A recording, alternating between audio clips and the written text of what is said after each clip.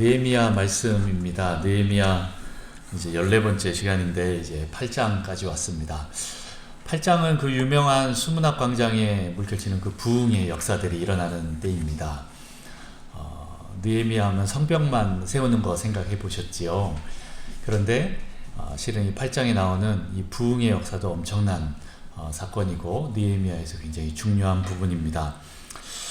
느헤미야는 이제 성벽을 완공한 후에 이제 사람을 그곳에 이제 채웠다라고 했는데, 다시 말해서 이제 외적인 조건은 이제 다 완성이 됐다라는 겁니다. 외적인 조건으로 이제 다 완성이 됐지만 성벽 봉헌식은 11장 가서 열립니다. 그 전에 이제 한 사건이 나오는데 그게 바로 오늘 내적 조건의 완성을 향해서 가는 그런 사건들이 일어나는 거죠. 이 내적인 조건이 완성되어야 어떻게 보면 진정한 완성이다 할 수 있습니다. 우리가 교회다라고 하면 이제 건물도 생각하지만 그 안에 있는 사람도 교회다라는 것에 대해서 말씀을 드렸듯이, 건물도 있어야 되지만 사람도 있어야 되고, 그런데 그 사람들도 부흥이 있어야 됩니다. 온전한 회심을 통하여서 예수 그리스도를 구주로 영접하고 또 그렇게 살려고 하는 사람들의 그 공동체가 이루어져야 된다라는 것입니다. 그래서 이 수문학 광장의 부흥이 굉장히 중요한 의미가 있습니다. 여러분들이 이제 이걸 잘 보셔야 되는데, 오늘은 약간 좀 서론적인 얘기들만 좀 하고 부흥이 어떤 것인지에 대해서 잠깐만 이제 좀 얘기를 하고 이제 그 다음에 또 더 구체적으로 좀 살펴보려고 합니다. 실은 이 느헤미야에 나오는 이 수문학 광장에 이제 이 부흥이 굉장히 중요하다라고 하는 이유가 뭐냐면, 이 부흥이 몇 달간을 갈 뿐만 아니라 약 12년 동안 또 느헤미야가 또 바벨론, 바사, 페르시아에 갔다가 다시 올 때도 그때까지도 계속 진행이 될 뿐만 아니라 이것이 더 지나가서 말라기 때까지 부흥이 계속 연결되는 걸 봅니다. 실은 이때 나와서 성경을 읽은 사람이 누구예요? 학사 에스라잖아요. 제가 전에도 한번 말씀드렸듯이 에스라는 어떤 파의 제일 근원이라고 이렇게 얘기를 했었죠? 이스라엘에 가면 유대인들에게 여러 파가 있습니다. 뭐 에세네파도 있고 사두개파도 있고 또 뭐도 있죠? 바리새파도 있습니다. 예수님이 좀 이렇게 바리새파에 대해서 야, 이 독사의 자식들아 뭐 이렇게 얘기를 좀 많이 해갖고 굉장히 안 좋은 것처럼 생각할 수 있지만, 실은 이 에스라 때부터 실은 바리새파가 출발이 되었습니다. 학자들은 그렇게 봅니다. 그리고 어떻게 보면 예수님도 그 베이직이 바리새파예요. 실은 그 당시에 수많은 사람들이 그 정치 지도자들이나 종교 지도자들은 사두개파였는데, 일반 서민들은, 유대인들의 일반 서민들은 거의 다가 바리새파였어요. 그만큼 이 말씀에 목숨 거는 사람들이었어요. 그런데 이제 너무 이제 그 외적인 것에만 이제 치중하다 보니까 예수님이 이제 그렇게 좀 지적을 하셨는데, 뭐 그 외에도 뭐 SNF파니 뭐 열심당파니 뭐 여러 가지가 있습니다. 그런데 오늘 그 예수님의 초림 때까지 이 부흥의 역사를 계속 끌고 갔던 학파가 바로 이 학파다라는 거죠. 다시 말해서 이 에스라와 느헤미야가 이때 수문학 광장에서 이 부흥을 일으켰을 때 이게 단순한 사건이 아니라 결국 예수님의 초림까지 연결된다라는 거예요. 이 중간기 역사 속에서도 이 부흥의 물결이 계속 이어져서, 실은 더 나아가면 쿰란 공동체를 한번 들어보셨습니까? 쿰란이 어디지요? 이스라엘의 어디죠? 갈릴리 호수에서 요단강 타고 내려오면 밑에 있는 게 사해. 이렇게 요즘에 생각도 잘 안 나요. 사해 쪽에 가면 이제 쿰란이라는 공동체가 있는데, 그 쿰란 공동체의 수장이 누구예요? 세례 요한입니다. 들어보셨죠? 세례 요한이 저 요단강 밑에 이제 베단이라는 곳에서 이제 세례를 주었는데, 세례 요한은 아버지가 제사장이었지만 제가 볼 때는 부모님이 늦게 아이를 낳았기 때문에 부모님이 좀 일찍 돌아가신 것 같아요. 그래서 어릴 때부터 제사장 밑에서 컸지만 그쪽으로 가지 않고 쿰란 공동체 SNF파로 들어갔던 것 같아요. 거기서는 아주 철저한 금욕주의를 생활을 합니다. 뭐 여러분 다 아시다시피 석청을 먹고 또 낙타 가죽을 입고 그러고 사는 세례 요한이었어요. 왜 그렇게 합니까? 철저하게 거룩함에 포커스가 있었기 때문에 그래요. 세례 요한이 그렇게 그 쿰란 공덕제까지 이런 물결들이 계속 부흥이 이어져서 결국에는 세례 요한을 통해서 예수님의 길을 예비하는 겁니다. 그 수많은 사람들에게 부흥을 외치는 거죠. 그렇게 하면서 예수님의 길을 예비하는 일들이 있었다라는 겁니다.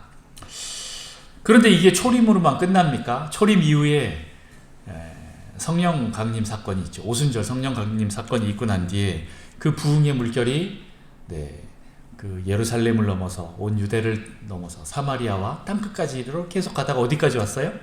지금 우리 대한민국까지 왔어요. 지금 또 우리 대한민국에서 또 수많은 선교사님들을 파송해서 또 세계 각지에 많은 선교지에 지금 그 물결들을 흘려보내고 있는 중입니다. 자, 그렇게 치면 이 느헤미야 시대에 있었던 이 학사 에스라와 함께 수문학 광장에서 있었던 이 부흥의 물결이 작은 겁니까? 아닙니다. 지금 우리에게까지 영향이 미쳤다라고 해도 과언이 아니다라는 거죠. 자, 그런데 이제 또 중요한 것은 부흥이 있을 때 원수마귀도 같이 부흥한다라는 겁니다. 참 우리가 부흥이 있으면 너무 좋고 정말 모든 세상이 아름답게 변하고 그러면 너무 좋을 것 같은데 꼭 그렇지도 않아요. 예수님이 다시 오실 때까지 실은 이게 좀 반복이 되는 것 같아요. 예수님 초림 이후에도 지금 우리가 재림을 향해서 달려가는데 그 사이에 수많은 부흥들이 한 번씩 이렇게 일어나잖아요. 우리나라에서도 일어났었고 또 최근에도 또 미국에서도 계속 또 일어나는 사건들을 보게 되는데 문제는 원수마귀도 같이 일어난다라는 거예요. 하나님 부흥시키면 원수마귀도 같이 부흥이 되는데 왜 그럴까 생각을 해볼 수 있습니다. 뭐 실제로 이제 부흥이 있었던 때를 보면 그 뒤에 수많은 유혹들과 악이 그 지역과 사람들을 덮는 걸 보게 돼요. 왜 하나님이 이런 일을 허락하시는가 라고 생각해 볼 때 어떻게 보면 부흥이 일어날 때 진짜를 가려내기 위해서, 다시 말해서 알곡과 쭉정이를 가려서 알곡을 골라내기 위해서 아마 이런 것까지도 허락하시는 것 같아요.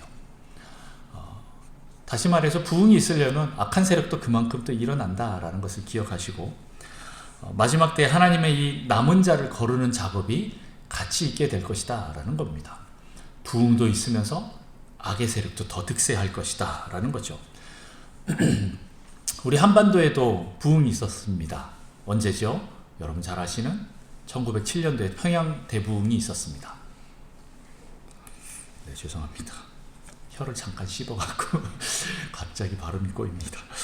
네, 그런데 이 평양 대부흥이 있고 난 뒤에 1907년 평양 대부흥이 있고 난 뒤에 그 다음 어떻게 됩니까? 곧 일제 식민지 지배 그 시대로 들어가게 됩니다. 그리고 또 이 식민지 지배 그 역사가 끝나는 줄 알았더니 또 얼마 안 가서 또 6.25가 또 일어나게 됩니다. 그리고 남한에서는 또 그 이후에 또 몇 번의 부흥의 시간들이 있습니다. 여러분 혹시 들어보셨습니까? 엑스폴로 74 뭐 이런 것부터 시작해서 70년대 한국 교회가 막 부흥이 일어났어요. 여의도 광장에 아니면 또 서울 뭐 대학교회 뭐 이런 데에서 한국의 이 부흥들이 교회가 부흥이 일어나는데 동시에 물량주의도 엄청나게 들어옵니다. 70년대 물질주의와 이 성공주의와 또 성과주의와 이 혼합주의가 이런 기타 등등 것들이 세상도 같이 막 밀려서 몰려 들어옵니다. 그러면서 하나님께서는 이 남은 자를 걸러내는 작업을 같이 하시는 것 같습니다. 겉으로는 교회 숫자는 많이 불었지만 정말 참 성도와 거짓된 성도를 하나님께서 걸러내는 작업을 하신다. 마지막 때에도 이 남은 자의 부흥이 있으면서 동시에 또 이런 일들이 같이 있을 것이다 라고 예상해 볼 수 있습니다. 자, 어쨌든 수문학 광장의 이 부흥은 예수님의 초림을 준비하는 시작이었습니다. 어떤 말인지 이해가 되시죠? 그리고 우리 시대에는 이 주님의 재림을 준비하는 이 부흥의 때가 남아 있습니다. 곳곳에서도 일어나지만 마지막 때 또 하나님의 그 부흥의 때가 올 것입니다. 마지막 때의 부흥은요, 어떤 숫자적인 부흥은 아닐 것입니다. 요한계시록에도 보면 뭐 어떤 사람들이 14만 4천이라고 딱 숫자를 이제 못 박는 사람들도 있겠지만, 그것보다는 예수님도 말씀하셨듯이 마지막 때 믿음을 보겠느냐라는 말씀을 하십니다. 그만큼 마지막 때는 믿음이 없다라는 얘기예요. 믿는 사람이 별로 없을 것이다 라는 것을 예언하십니다. 그래서 마지막 때 부흥은 숫자적인 부흥이 아니라 진정한 알곡을 거르는 그런 작업의 부흥일 것이다 라는 것을 예상해 볼 수가 있습니다. 자, 어쨌든 이 느헤미야에 나오는 이 부흥을 좀 보면서 이제 앞으로 우리에게도 또 올 그 부흥을 예상하고 우리가 더 준비하는 그런 성도가 되었으면 좋겠습니다. 오늘 1절 말씀을 한번 다 같이 읽어볼까요? 1절 말씀 읽습니다. 시작.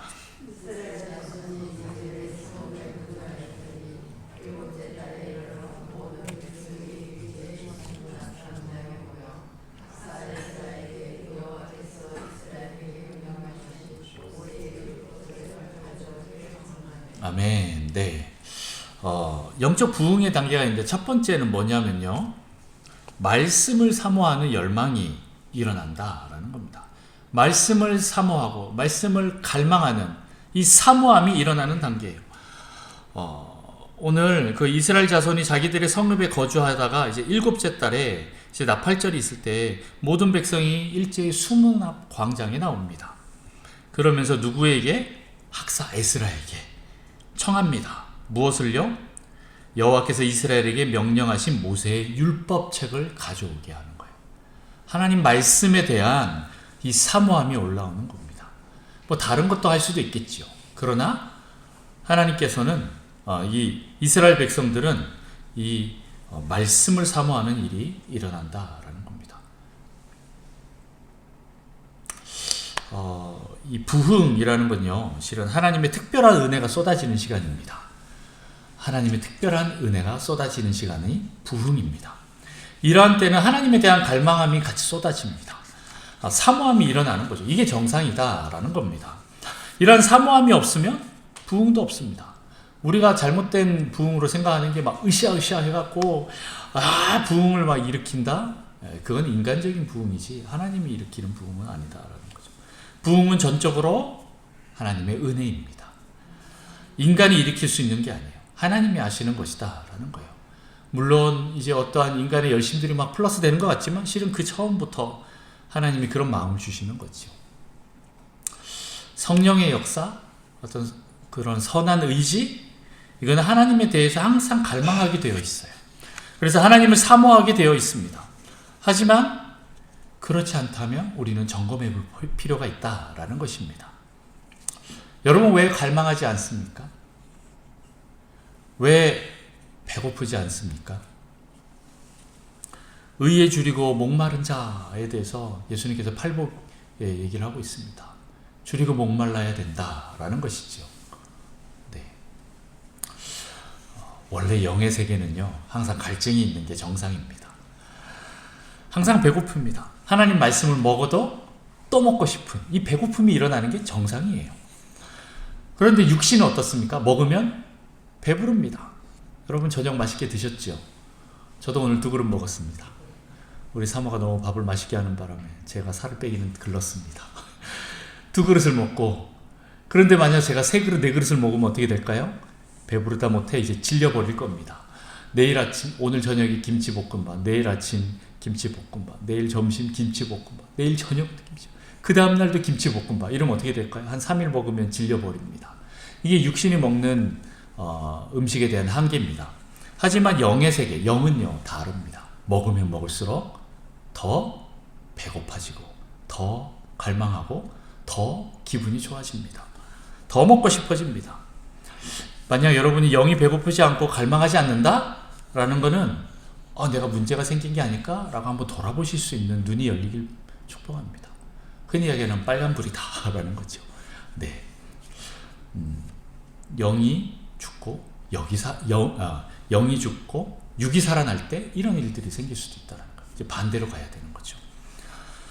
성령의 역사는 먹으면 먹을수록 더 먹고 싶어지는 게 정상입니다. 말씀을 먹으면 먹을수록 더 갈망하게 되고 영이 더 쑥쑥 자라나게 되고 성장하게 됩니다. 그리고 우리의 영이 바뀌게 되는 거예요. 그리고 말씀을 먹으면 믿음이 자라나게 됩니다. 믿음은 언제 자라나요? 말씀을 들을 때 자라나는 것처럼 우리가 계속 말씀을 들을 때 그렇게 믿음이 생깁니다. 그렇다고 해서 완전히 막 성경을 달달달 암송한다고 또 모든 게 다 해결되는 것 같지는 않아요. 왜냐하면 제가 이제 그런 분들을 많이 봤거든요. 왜냐하면 유대인들도 성경을 구약 모세오경 달달 다 외워요. 저 중국에 조선족들이 사는 그쪽 교회 가면 탈북자들이 숨어 지내는데 그들한테 가보면 보통 100도 200독은 성경을 기본으로 100도 200독은 해요. 그런데 한국에 와서 보면은 진짜 이게 정말 영이 바뀌었다라는 걸 어떤 때는 또 의아할 때가 있습니다. 거기서 우리가 이제 좀 고민되는 거죠.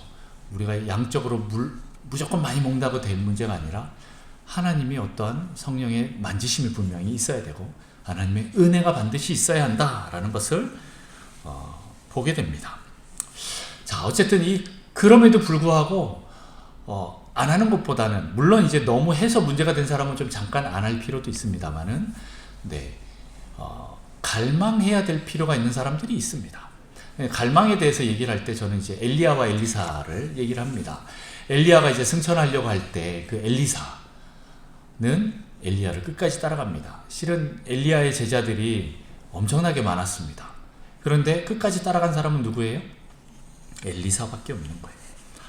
베델에서 야 너희들 여기 머물러라 하고 가는데 엘리사가 그 말을 듣지 않고 엘리야를 따라갑니다. 엘리사는 엘리야를 따라갑니다. 왜요?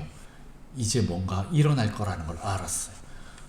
특별히 하나님이 뭔가를 행하신다라는 것이 감이 왔어요. 그래서 나는 그냥 여기 있을 수 없다. 내가 명령을 어겨서라도 이 하나님을 따라가고 싶다. 하나님의 그 역사를 보고 싶다라는 마음 때문에 엘리야가 베델에서 길갈로 가는 걸 따라갑니다. 길갈에서도 야 너희 여기 있어라. 그러고 또 그 다음 어디로 갑니까? 여리고로 갑니다. 여리고에서 또 그 다음 어디로 갑니까? 요단으로 갑니다. 그럴 때마다 사람들을 다 떨구는 거죠. 그러면서 점점 어떻게 됩니까? 소수만 남습니다. 정말 끝까지 가는 사람들이 몇 없다라는 건데 마지막 요단을 건너는 사람은 누구예요? 결국 엘리사만 건너는 거예요. 그리고 그 놀라운 일을 보게 되고 엘리야는 엘리사를 후계 삼아서 물론 이제 하나님이 삼으신 것이지만 그에게 이 모든 것을 주고 올라갑니다. 그러면서 엘리사는 갑절의 영감을 받게 되는 것이지요. 끝까지 갈망하고 따라가는 자가 얻게 된다라는 진리도 있다라는 거죠. 그래서 우리는 이제 두 가지를 봅니다. 양적인 부흥과 질적인 부흥, 양적인 성장과 질적인 성장이 있다라는 겁니다. 질적인 성장은 어떻게 보면 하나님이 하셔야 되는 부분이 있고 양적인 성장은 우리의 어떠한 그 갈망함이 같이 계속 가야 한다라는 겁니다. 계속 그렇게 갈 때 그게 쌓일 때 하나님이 우리를 질적으로 성장시켜줘요. 물론 어떤 사람은 양적으로 아직 다 채워지지 않았는데도 불구하고 하나님이 탁 질적으로 성장시키지만 실은 그 뒤에도 또 이 사람이 또 양적으로 채워야 될 걸 또 채우는 시간을 허락하십니다. 사도 바울을 보면 좀 그런 경우도 있죠. 사도 바울도 처음엔 사울이었을 때 열심 하나는 누구 못지 않았지만 그가 예수님을 만나면서 완전히 뒤집히는 시간이 있습니다. 질적인 성장이 있는 거죠. 그렇다고 해서 예수님이 바로 그 사도 바울을 씁니까? 사울을 씁니까? 13년을 이제 학자마다 조금 다르긴 하지만 어떤 학자들은 13년의 시간을 훈련의 시간을 광야를 통과하는 시간을 갖게 합니다. 사울이 바로 바울이 된 게 아니고 이 시간들을 통과하고 나서 바울이 된 거죠. 그 뒤로 또 하나님이 또 엄청난 역사들을 바울을 통해서 일으킵니다. 자, 어쨌든 우리는 계속 끝까지 갈망하고 따라가야 됩니다. 하나님을 사모하면서 자꾸 은혜의 자리, 그 말씀의 자리로 나아가야 됩니다. 실은 은혜가 있으면, 기쁨이 있으면 나가게 됩니다. 나가지 말라 그래도 나가는 게 정상이에요. 네. 그런데 은혜도 없고 기쁨도 없다. 그러면 어떻게 됩니까? 네. 쉽지 않죠.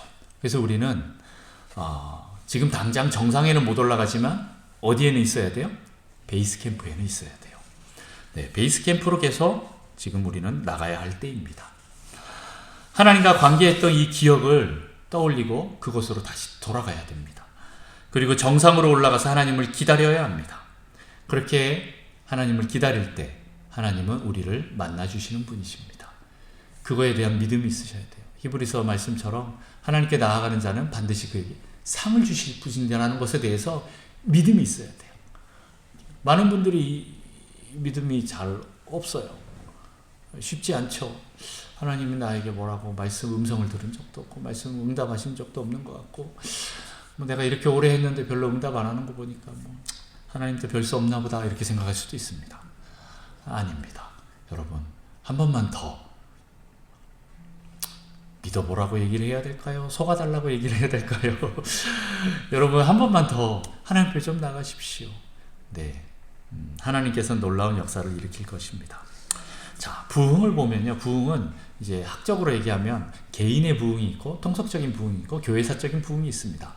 개인의 부흥은 지금 얘기했던 것처럼 우리가 이제 개인이 하나님을 만나고 구원의 역사들이 일어나는 그 회심의 역사들이 일어나는 그때가 있는데, 뭐 통속적인 부흥이다 그러면 저 교회 부흥됐어 이렇게 말할 때 쓰는 그 말이에요. 뭐 사람이 많이 불어나는 거 뭐 이런 걸 얘기하는 거죠. 근데 그것도 조금 다르게 교회사적인 그런 부흥이 있어요. 그래 교회의 역사상 있는 그런 부흥들인데, 뭐 대표적인 게 이제 성령 오순절 성령 강림 사건이나 아니면 우리나라에 있었던 그런 뭐 평양 대부흥이나 뭐 다른 나라에 있었던 마주사 대부흥 뭐 이런 것들이 대표적인 것입니다. 이때를 설명하려고 학자들은 굉장히 노력을 많이 하는데, 이 모든 것은 결국에는 뭔가라고 봤더니 하나님의 주권적인 비상한 역사이다 라고 표현을 하고 있습니다.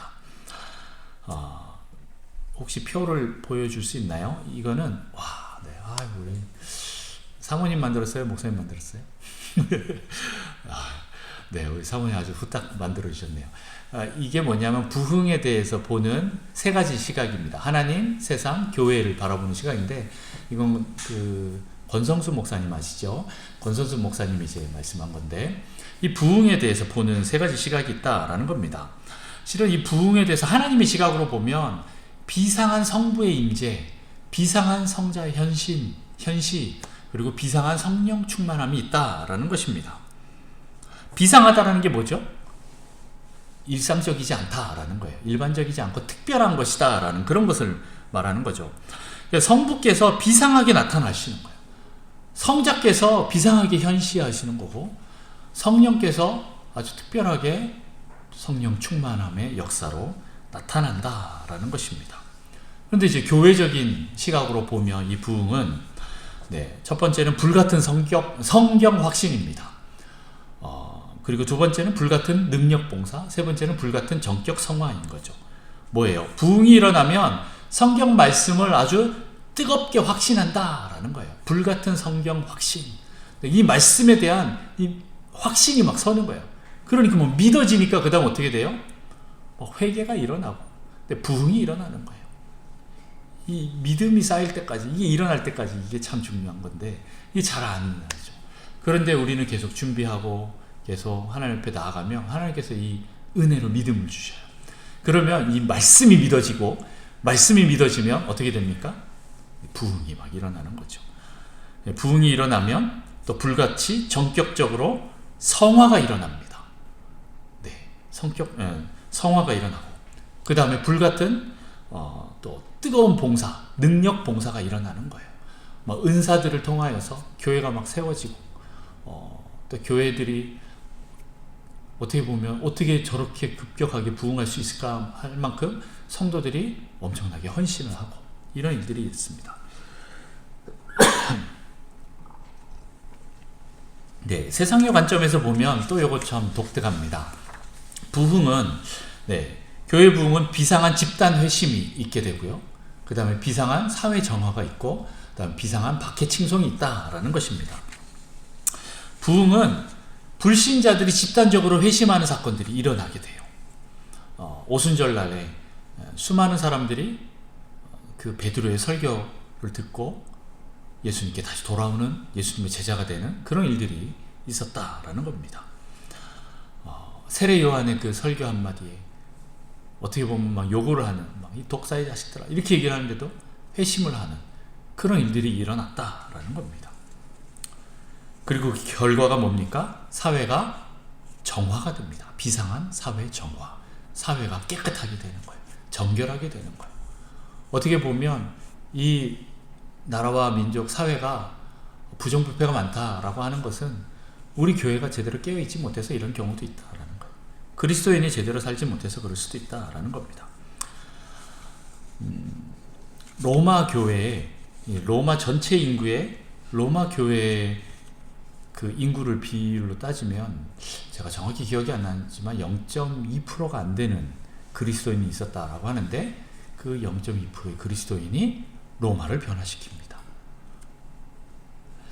그런 일들이 일어난다라는 거고, 세 번째는 더 아이러니한 게 세상은 이 교회를 한편으로 칭송해요. 우와, 너희들 부흥이 일어나는구나. 진짜 너희들 정말 그리스도인이 됐구나. 이제 제대로 거룩하게 사는구나 하면서 동시에 어떻게 합니까? 박해도 같이 일어나는 거예요. 야, 너만 잘난 척하냐? 너만 착한 척하냐? 너만 거룩한 척하냐? 너 왜 나랑 달라? 하면서 막 박해를 하는 거죠. 참 이게 아이러니합니다. 그래서 의에 줄이고 목마른 자뿐만 아니라 나중에 의를 위하여 박해를 받는 자에 대해서 예수님이 말씀하십니다. 팔복이 마지막으로 이렇게 말씀하십니다. 자, 어쨌든 이 하나님의 말씀을 듣고 각성할 때, 철저하게 회개할 때, 그리고 믿음으로 기대할 때, 그리고 절실히 기도할 때 이 부흥이 일어나는 거예요. 네, 이제 끄셔도 됩니다. 요즘 설교에 대해서 많은 목사님들이나 아니면 또 학자들이나 또 많은 분들이 이제 좀 얘기하시는 이유가 뭐냐면, 그 중에 하는 게 뭐냐면, 듣기 좋은 설교만 한다라는 겁니다.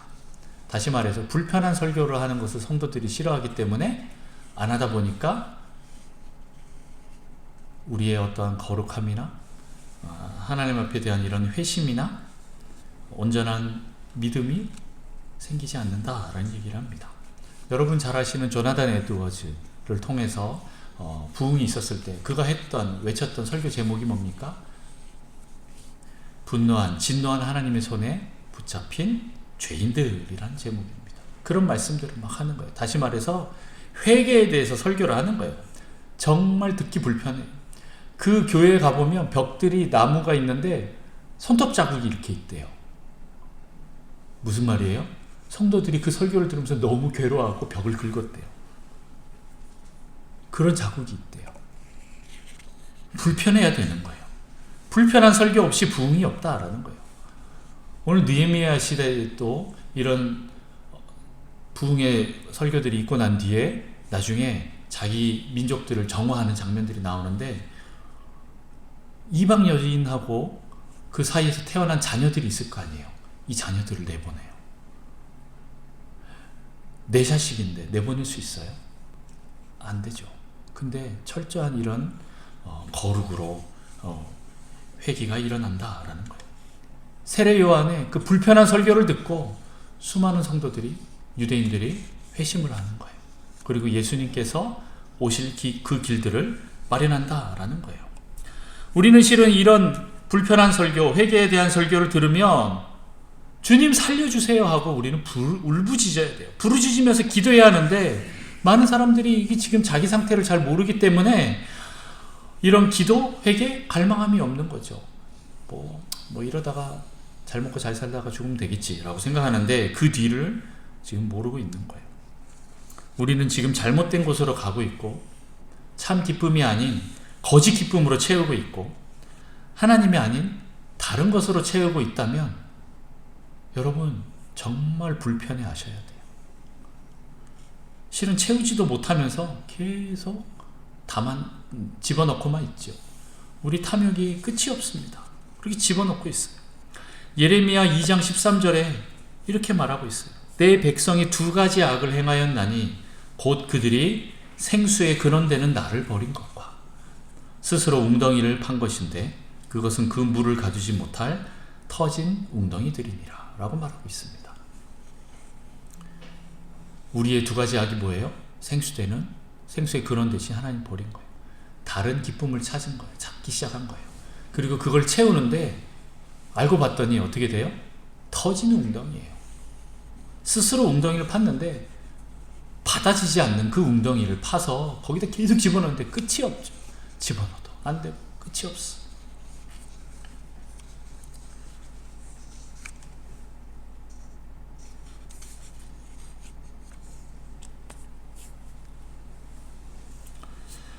산 정상이 아니라 산 아래에서 서로 치고받고 싸우고 있는 우리의 모습들을 보게 됩니다.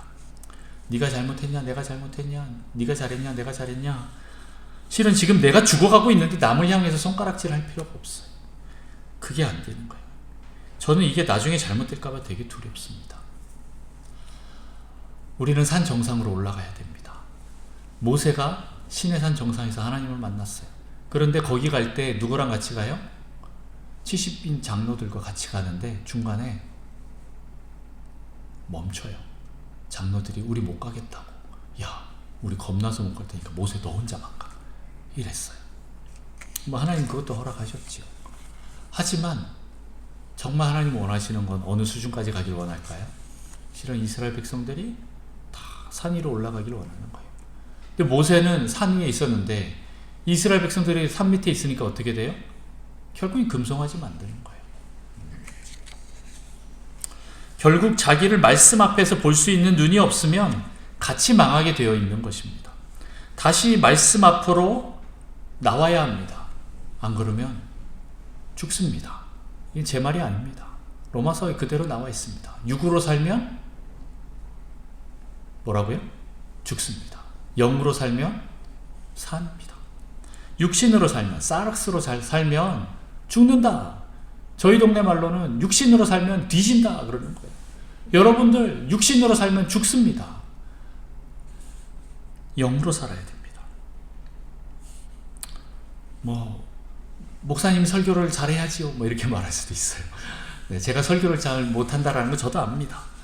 그런데 그걸 잘하든 못하든 간에 갈망함으로 하나님 앞에 나아가고 은혜로 계속 나가야 하는데 저 목사는 뭐가 맞고 저 목사는 뭐가 틀리고 이렇게 판단하기 시작하면 은혜를 못 받아요. 그냥 깨놓고 얘기할게요. 자기만 손해예요. 네.